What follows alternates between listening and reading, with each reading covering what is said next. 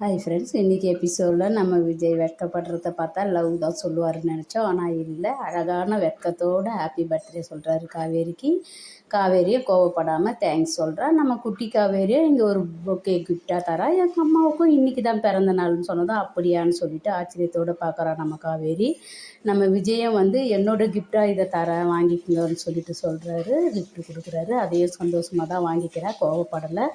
வீட்டுக்கு போகிறாரு. கங்கா, யமுனா எல்லாரையும் பார்த்து பேசுகிறாரு. எப்படி இருக்கீங்கன்னு கேட்கும்போது, உங்கள்கிட்ட பேசுவோம் போகணும் நாங்கள் நினச்சி பார்த்தது கூட இல்லை. அது சீக்கிரமாக காவேரிக்கு நினைவு நீங்கள் சேர்ந்து வாழணும் மாமான்னு சொல்லிட்டு யமுனா சொல்கிறா.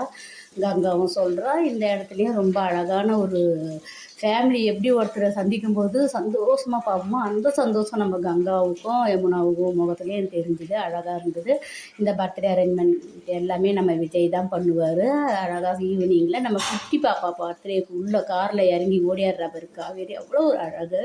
அது பின்னாடியே நம்ம விஜய் நடந்து வந்ததும் அவ்வளோ ஒரு அழகாக இருந்தது. இங்கே கேக்கு இந்த இடத்துலையும் குட்டி காவேரி சொல்கிறா, எங்கள் அம்மாவுக்கும் இன்றைக்கி தான் பர்த்டே. எங்கள் அம்மா கூட நான் ஒரு முறை கூட வெட்டினது கிடையாது. எங்கள் அப்பா எங்கள் அம்மா சேர்ந்து கேக்கு வெட்ட ஆசையாக இருக்குதுன்னு சொல்லிட்டு அவளோட ஃபீலிங்கை கொட்டுறா. அந்த இடத்துல நம்ம காவேரியும் முகம் மாறுது. அந்த இடத்துல கூப்பிட்டு, உங்கள் அம்மா கூட கேக்கு வெட்டினா ஆசையாக இருக்குதுன்னு சொன்னேன்ல, இன்றைக்கி உங்கள் அம்மாவோட பர்த்டே என் கூட சேர்ந்து வெட்டுன்னு சொல்லிட்டு 2 பேரும் சேர்ந்து வெட்டுறாங்க.